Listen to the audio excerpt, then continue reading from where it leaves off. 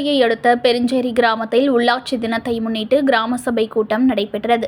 மாவட்ட ஆட்சியர் பூம்புகார் எம்எல்ஏ பங்கேற்றனர்.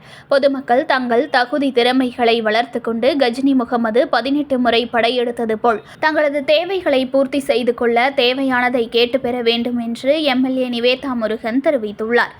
நவம்பர் 1 உள்ளாட்சி தினத்தை முன்னிட்டு மயிலாடுதுறை மாவட்டம் குத்தாலத்தை அடுத்த பெருஞ்சேரி கிராமத்தில் உள்ளாட்சி தின கிராம சபை கூட்டம் நடைபெற்றது. ஊரக வளர்ச்சி மற்றும் உள்ளாட்சித்துறை சார்பில் நடைபெற்ற கூட்டத்திற்கு மாவட்ட ஆட்சியர் ஸ்ரீகாந்த் தலைமை வகித்தார்.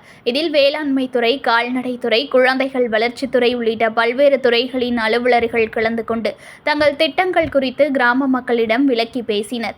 கூட்டத்தில் கிராம மக்கள் கிராமங்களின் தேவைகள் குறித்து தங்களது கருத்துக்களை தெரிவித்தனர்.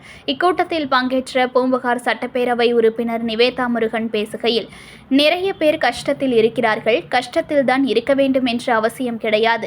எதுவாக இருந்தாலும் அரசு தேடி வந்து நம் கையில் கொடுக்காது. எம்எல்ஏ, மாவட்ட ஆட்சியர் வீடு வீடாக வந்து சோதனை செய்ய போவதில்லை. கஜினி முகமது படையெடுத்தது போல் ஒவ்வொரு விஷயத்திற்கும் 18 முறை நாம் படையெடுத்துதான் ஆக வேண்டும். நம் திறமைகளை வளர்த்து கொண்டு நமக்கு தேவையானதை பெற வேண்டும் என்றார். இதில் பயனாளிகளுக்கு வேளாண்மை துறை சார்பில் நெல் நுண்ணூட்டம், தூய்மை பணியாளர்களுக்கு நலத்திட்ட உதவிகள் வழங்கப்பட்டன.